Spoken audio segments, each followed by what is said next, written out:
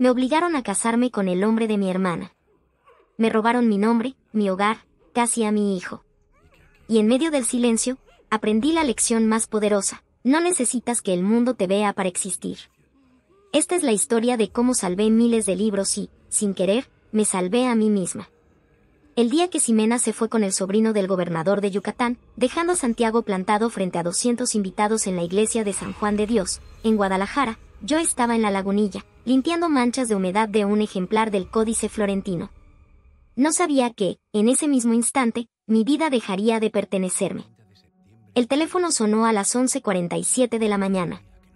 Era mi madre, con la voz desgarrada, casi sin aliento. «Marilú, ven ahora», gritó, «no hay tiempo para explicaciones». Ximena se fue con ese vendepatrias, y Santiago está aquí, parado como un poste frente al altar. Los Márquez van a arruinarnos si no cumplimos. No supe qué responder.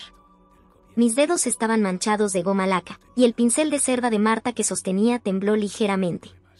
«¿Y qué quieres que haga yo, mamá?», pregunté, tratando de mantener la calma, aunque el corazón me latía tan fuerte que sentía el pulso en las sienes. «Tú te casas con él», dijo, como si anunciara el clima. «No hay opción. El contrato ya está firmado, el rancho en Mérida es nuestro, y si no lo haces, tu papá te deshereda. No volverás a ver a tu abuela». Esas últimas palabras fueron las que me partieron el alma. Doña Remedios, mi abuela, la única que nunca me hizo sentir menos por amar los libros más que los vestidos. La única que me enseñó que las palabras tienen alma. Coloqué el pincel con cuidado sobre el papel de seda, me quité el delantal manchado de tinta y salí del taller sin decir una palabra más.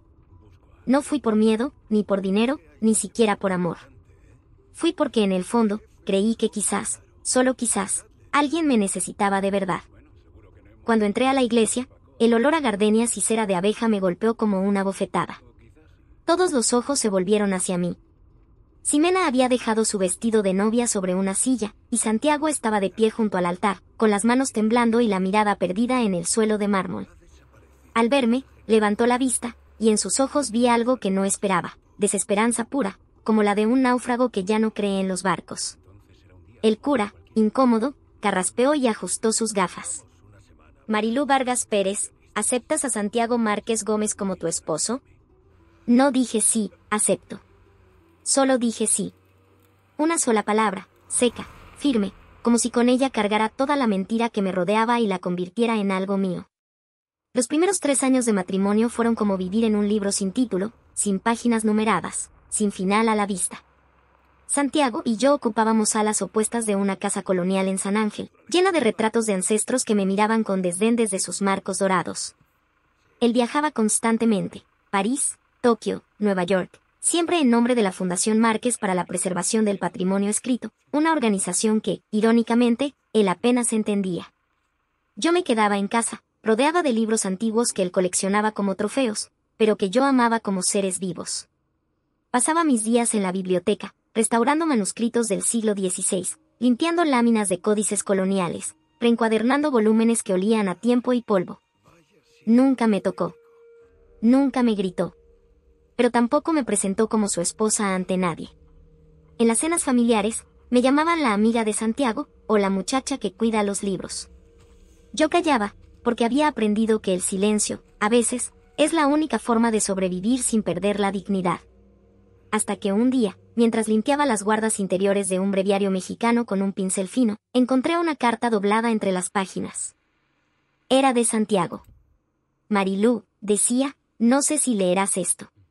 Pero quiero que sepas que, de todos los errores que he cometido, tú eres el único que me da paz». Ximena me habría convertido en un adorno, en un nombre para presumir en fiestas. Tú me haces sentir visto. No como heredero de una fortuna, no como el hijo pródigo, sino como hombre. Gracias por no odiarme. Lloré toda la noche, con la carta apretada contra el pecho, como si su tinta pudiera sanar las grietas que llevaba dentro.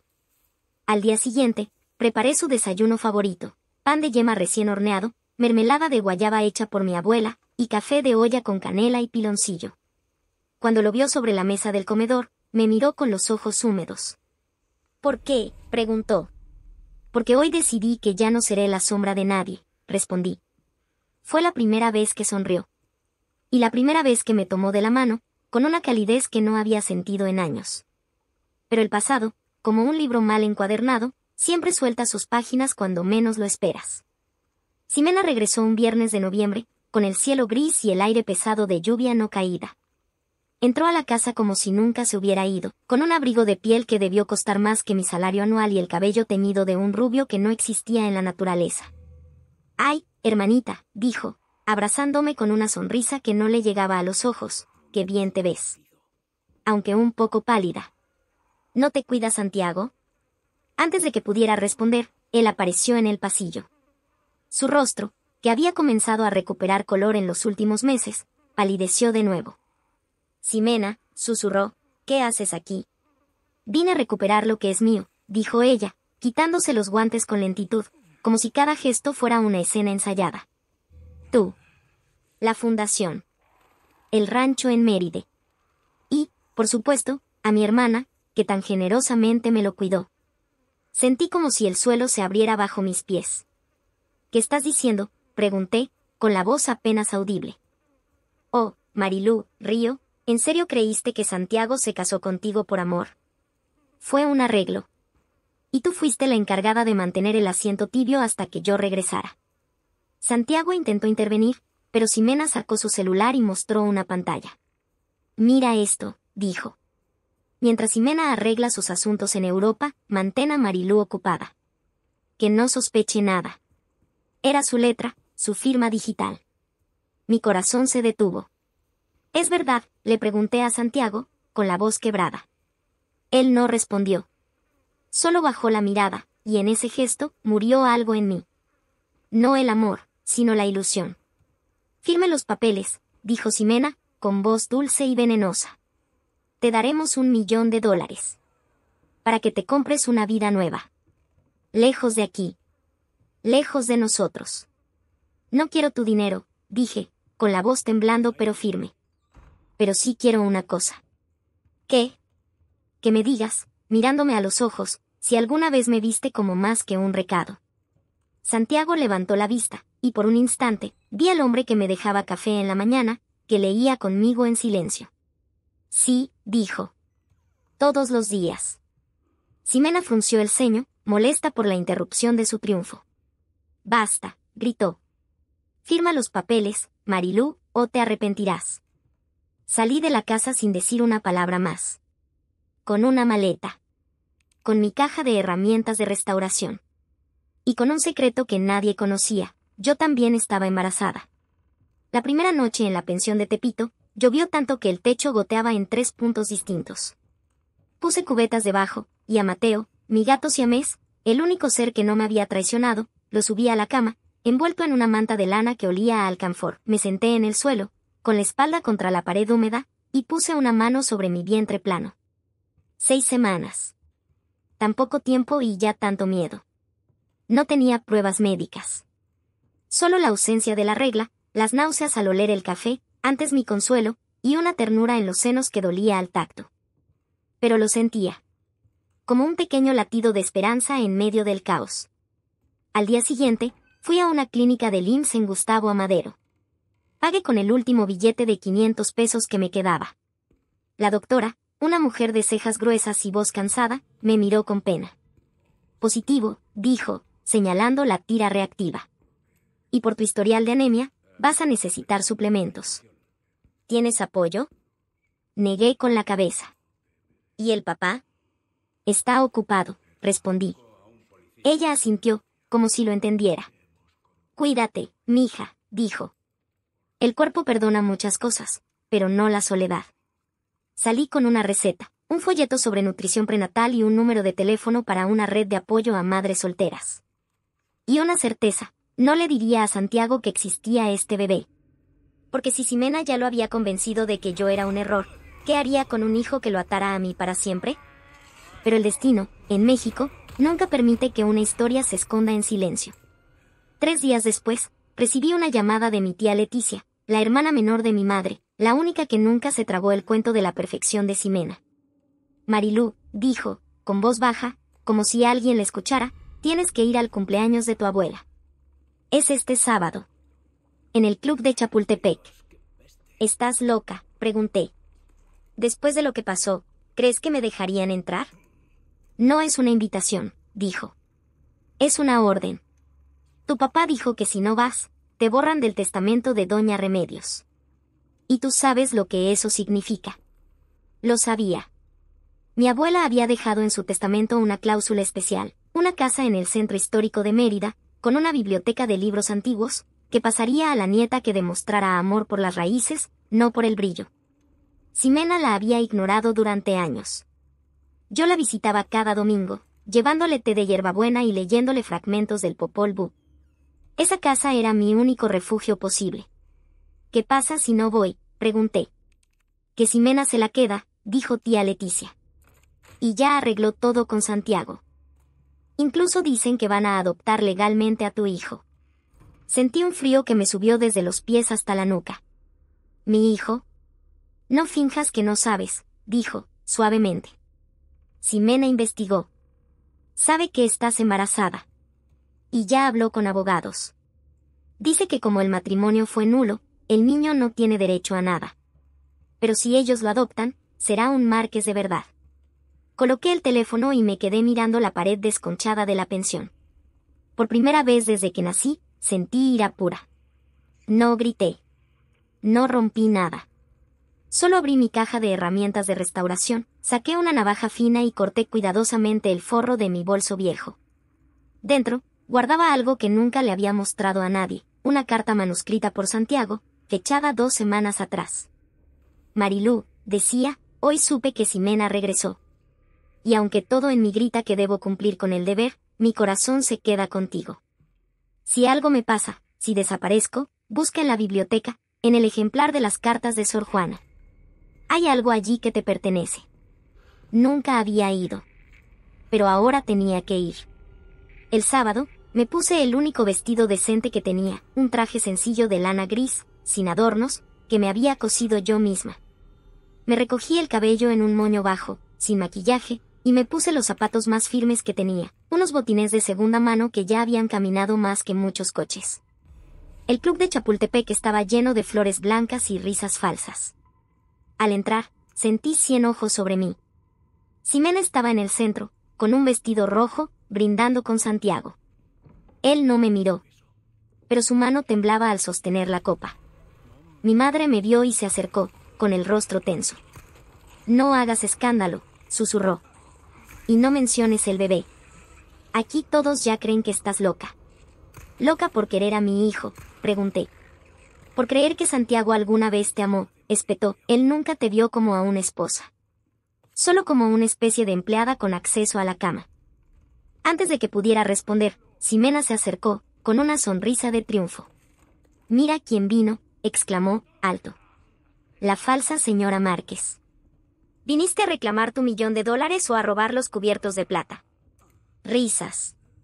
Murmullos. Alguien dijo, pobrecita, se cree que porque durmió con él, ya es parte de la familia. Me quedé quieta. Respiré hondo. Y caminé directo a la mesa principal, donde estaba sentada mi abuela, Doña Remedios, con sus 87 años y sus ojos aún brillantes como carbón encendido. Abuela, dije, con voz clara, solo vine a despedirme. Ella me miró, y asintió, casi imperceptiblemente. Pero entonces, Ximena me agarró del brazo. No te vayas todavía, gritó. Todavía no les conté lo mejor. Marilú está embarazada. ¿Se imaginan? Un bebé sin apellido, sin padre, sin nada. ¿Creen que Santiago lo reconocerá? Por favor. Ni siquiera es suyo. El salón entero se quedó en silencio. Sentí el calor subir a mi rostro. Pero no lloré. No grité. Solo me giré hacia ella y dije, con una calma que sorprendió hasta a mí misma, ¿y si lo es? Imposible, rió Ximena. Él me lo dijo. Dijo que no podía tocarte porque te veía como a una hermana. Ahí fue cuando Santiago, por fin, habló. No dije eso, exclamó, poniéndose de pie. Nunca dije eso. Claro que sí, insistió Ximena. Mira. Tengo el mensaje.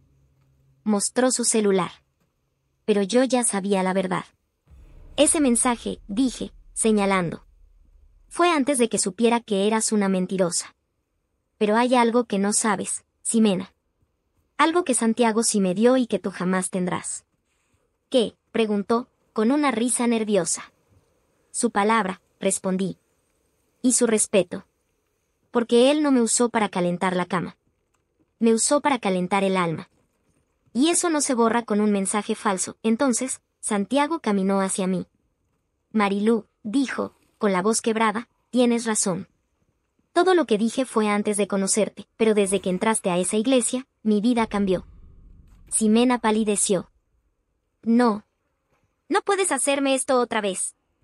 No es por ti, dijo él. Es por la verdad. Y por ese bebé que sí es mío. El salón estalló en murmullos. Mi madre se desplomó en una silla. Mi padre se dio la vuelta, avergonzado. Y yo solo puse una mano sobre mi vientre, y dije, gracias, Santiago. Pero no necesito que me salves. Solo necesito que me creas. Me di la vuelta y salí. Pero antes de cruzar la puerta, mi abuela alzó la voz, fuerte, clara, como en los viejos tiempos. Mariluana Vargas. No olvides tu herencia. Todos se giraron. Ximena frunció el ceño. ¿Qué herencia? La casa de Mérida y todos los libros que hay en ella son de quien supo callar pero nunca olvidó su nombre. Ximena gritó. Eso no es justo. La justicia no se reparte como pastel, hija, dijo mi abuela. Se gana con el alma. Salí del club con la cabeza en alto.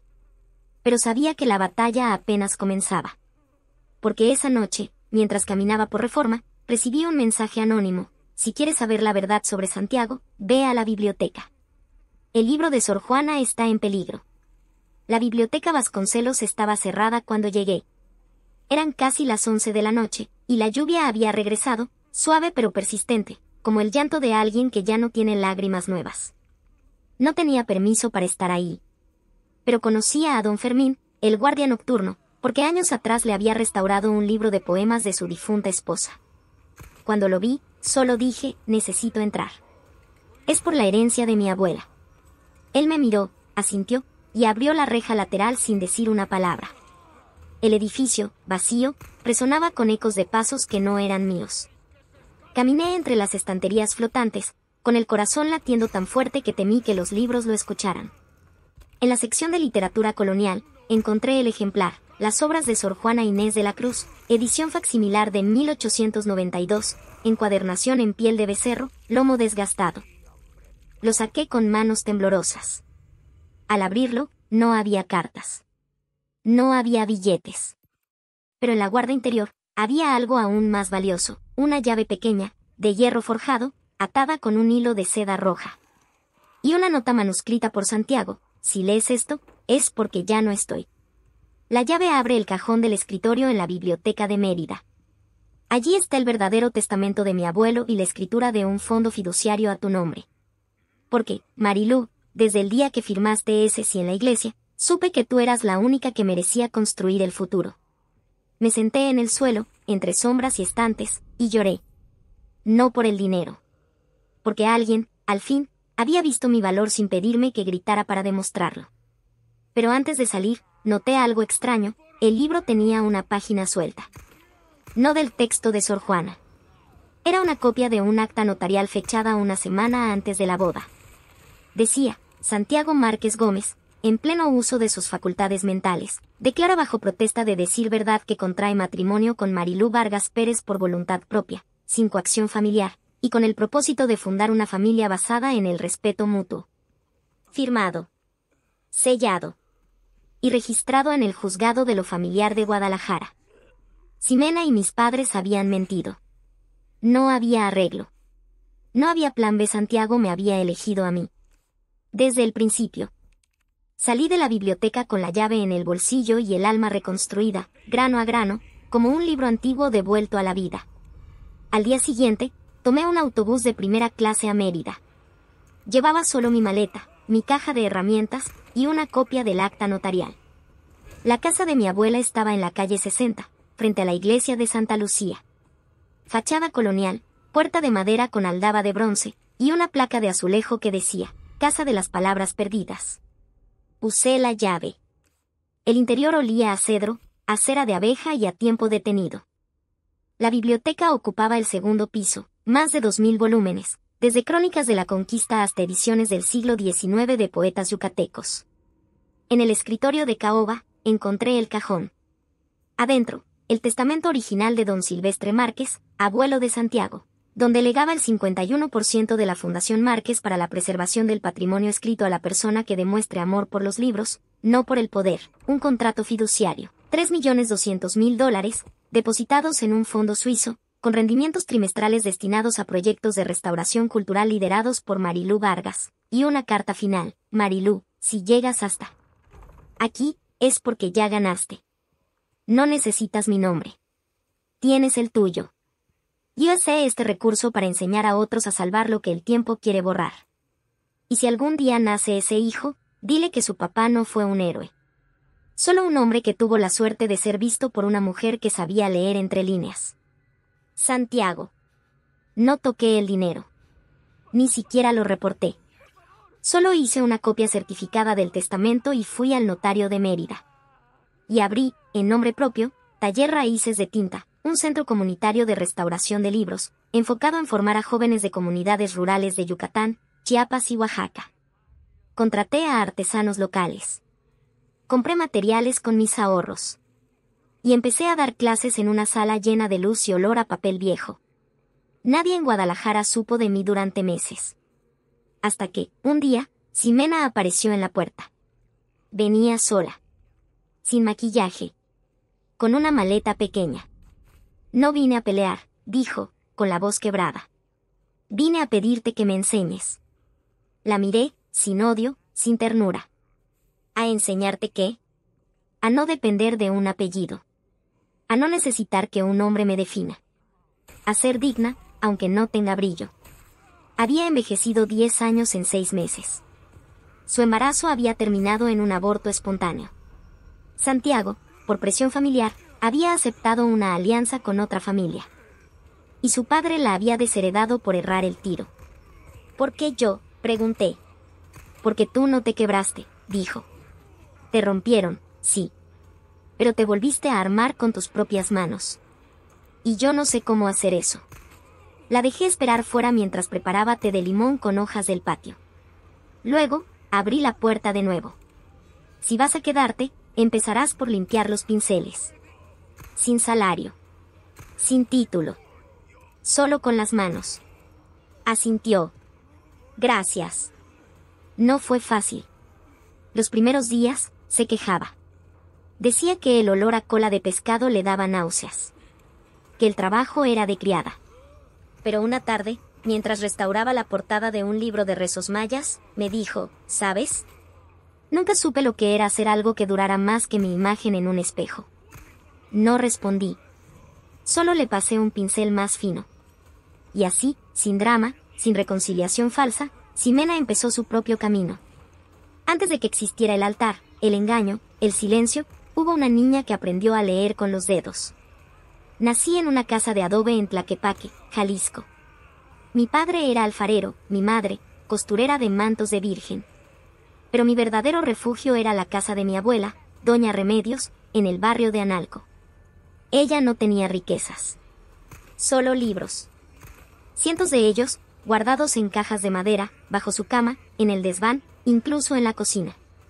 El que sabe leer, nunca está solo, decía, mientras me enseñaba a pasar los dedos por las letras en relieve de un libro de oraciones del siglo XVIII. A los 8 años, restauré mi primer libro, un catecismo en lengua náhuatl, roto por la humedad. Usé cola de pescado y papel de arroz. Mi abuela lo guardó como un tesoro. Algún día, mija, salvarás más que libros. Salvarás memorias. Ximena, mi hermana mayor, era distinta, brillante, ambiciosa, hablaba francés desde los 12 años. Mientras yo me perdía entre páginas, ella aprendía a manipular salones. Eres tonta, Marilú, me decía. Los libros no pagan rentas en Polanco. Pero yo no quería Polanco. Quería el olor a papel viejo, el crujido de una encuadernación nueva, la satisfacción de devolver la vida a lo que el tiempo quiso borrar. Conocí a Santiago en una feria de libros antiguos en la Ciudad de México. Estaba restaurando un ejemplar del Popol Vuh cuando se acercó. ¿Lo hiciste tú?, preguntó. Sí. Con pasta de almidón y paciencia. ¿Me lo vendes? No se vende. Se regala si hay respeto. Al día siguiente, volvió. Y al otro. Y al otro.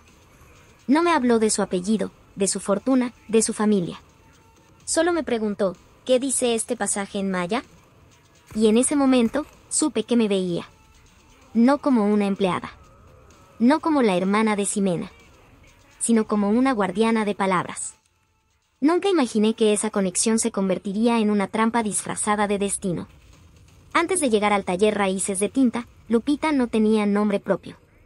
En su comunidad de San Juan Chamula, Chiapas, las mujeres jóvenes eran llamadas por el nombre de su primer hijo o por el de su esposo. Ella era la mujer de Tzotzil, aunque su marido, un hombre 20 años mayor, la había golpeado hasta que perdió 2 dientes y un embarazo. Había aprendido a leer a escondidas, con un cuaderno de cartilla donado por una maestra rural. Pero cuando su suegro descubrió los libros bajo su petate, los quemó en la plaza. Las mujeres no necesitan letras, dijo. Necesitan manos para trabajar y vientre para criar. Huyó con lo puesto, una blusa bordada por su madre, una olla de barro, y un fragmento de papel carbonizado que decía, libertad. Llegó a Mérida en un camión de carga, con los pies sangrando y el alma en cenizas. La encontré en el mercado de Lucas de Gálvez, pidiendo monedas frente a una tienda de artesanías. No hablaba español fluido. Solo tzotzil y unas palabras sueltas. ¿Sabes leer?, le pregunté en maya, una lengua que había estudiado para entender los códices coloniales. Ella asintió, con los ojos llenos de lágrimas. La llevé al taller. Al principio, temblaba al tocar el papel. Miedo, decía. Papel es sagrado. Yo no digna. Pero le enseñé a hacer pasta de almidón con maíz nixtamalizado, como lo hacían las curanderas antiguas. Le mostré cómo usar fibras de agave para reforzar láminas rotas. Y poco a poco, su miedo se convirtió en reverencia. Un día, mientras restauraba un libro de cantos chamulas, encontró una ilustración de una mujer sosteniendo un libro abierto frente al sol. Esa soy yo, dijo, señalando. No, le respondí. Esa serás tú. Meses después, Lupita presentó su primer trabajo en una feria cultural en Valladolid, una reconstrucción del Códice de los Sueños, basado en memorias orales de su abuela. Lo hizo en 3 lenguas, tzotzil, maya y español. Un antropólogo de la UNAM se acercó, asombrado. Esto es inédito. ¿Dónde aprendiste? Lupita me miró. Luego, con voz firme, dijo, en un taller donde las mujeres no se queman, se escriben. Hoy, Lupita dirige un colectivo de mujeres indígenas que restauran manuscritos coloniales desde una perspectiva nativa. Y cada vez que firma su nombre, lo hace con tinta de achiote y una flor de cempasúchil dibujada al margen. Porque ya no es la mujer de. Es Lupita Sunax, que significa, la que nació del fuego, pero no se quemó. El invierno llegó con fuerza a Mérida. No era frío como en el norte, pero el viento del norte traía humedad que se metía en los huesos y en los libros. Una mañana, al abrir el taller, encontré el suelo mojado. Una tubería rota en el techo había goteado toda la noche sobre la sección de incunables. 5 volúmenes estaban arruinados, un breviario franciscano del siglo XVI, 2 cartas originales de Fray Bartolomé de las Casas, un tratado de botánica en náhuatl, y el libro de horas que Santiago me había regalado en nuestro primer aniversario. Lloré. No por el valor económico. Porque cada uno era una voz del pasado y yo había fallado en protegerlas. Ximena, que ya dormía en una habitación trasera, me encontró en el suelo, abrazando las páginas mojadas. No se pueden salvar, dijo, con tristeza. Si se pueden, respondí, con voz firme. Pero necesito tiempo. Y recursos. Pero el banco nos negó un préstamo. Sin garantías sólidas, dijeron. Esa noche, mientras preparaba té, recibí una llamada de Santiago. Escuché lo de la inundación, dijo. Déjame ayudarte. No, respondí. No quiero tu dinero. Quiero demostrar que puedo hacerlo sola. No es por ti, dijo. Es por las otras mujeres. Por Lupita. Por Rosa. Por Esperanza. Callé. Piénsalo, añadió. Y si decides no aceptar, al menos acepta esto. Hay una fundación en Europa que financia proyectos de preservación indígena. Te enviaré los contactos. Colgó. Al día siguiente, doña Lucía, la partera, llegó con una canasta. Traigo algo que no se moja, dijo, sonriendo. Dentro, hojas de copal, cera de abeja melipona y flores de escanlol. Hoy es día de Cauch, el rito de purificación, explicó. Las mujeres antiguas quemaban copal para limpiar lo que el agua no puede tocar, el alma de las cosas. Reunimos a todas las alumnas en el patio. Hicimos un círculo alrededor de los libros dañados. Doña Lucía encendió el copal. No los lloren, dijo. Hablen con ellos. Díganles que aún los necesitan. Lupita cantó en tzotzil. Rosa recitó un poema de Sor Juana. Ximena, por primera vez, no habló, solo lloró en silencio. Y yo, con las manos sobre el libro de horas, susurré, perdón por no protegerte. Pero no te perderé. Te reconstruiré página por página. Al día siguiente, empecé el proceso de secado con prensas de madera y papel japonés. Llevó 3 semanas. Pero al final, los libros volvieron a respirar. Y el taller volvió a tener alma. Poco después, la Fundación Europea aprobó una beca de $85,000 para proyectos de restauración intercultural en el sureste mexicano. No fue la caridad de Santiago. Fue el reconocimiento al trabajo de mujeres que salvaron lo que otros querían olvidar. El parto no llegó como en las películas. No hubo coche desbocado, no hubo gritos en plena calle. Llegó en silencio, como todo lo que valía la pena en mi vida. Era la madrugada del 12 de abril, y el aire en Mérida olía a tierra mojada y jazmín recién abierto.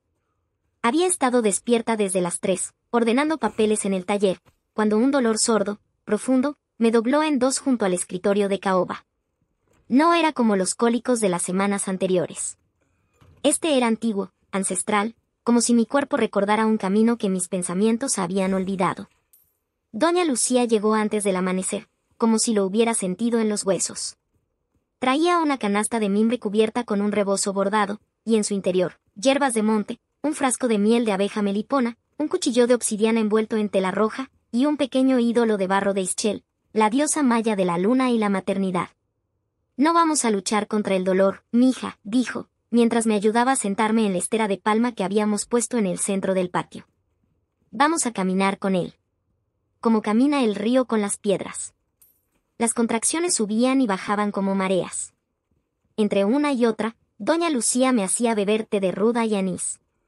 Me masajeaba la espalda con aceite de almendra y copal molido.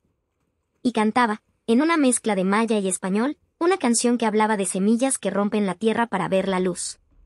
Tú eres la tierra, Marilú, me decía. Y esa niña es la semilla. No la detengas. Déjala nacer. Durante horas, el mundo se redujo a mi respiración, al tacto de sus manos ásperas, al olor a hierbas y sudor. Ximena apareció al mediodía, con los ojos hinchados de no haber dormido. No dijo nada. Solo se sentó en una esquina, con una palangana de agua tibia y toallas limpias. En ese momento, supe que algo en ella había cambiado para siempre.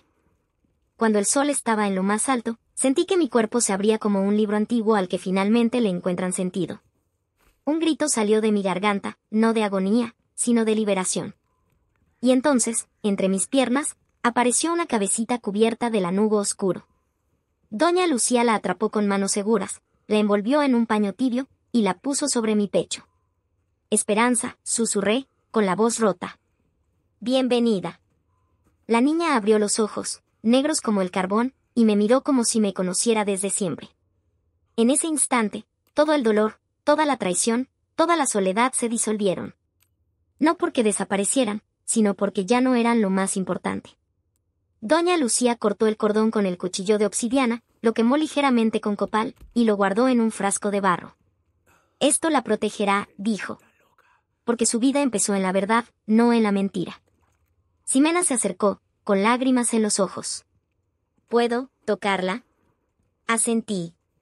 Ella extendió una mano temblorosa y rozó la mejilla de la niña con la yema del dedo.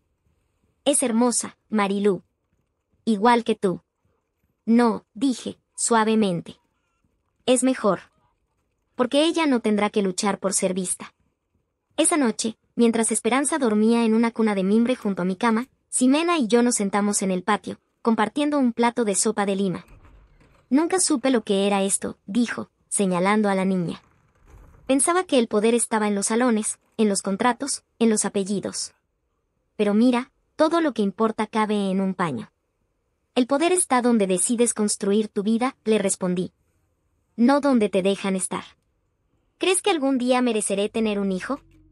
No se trata de merecer, Ximena.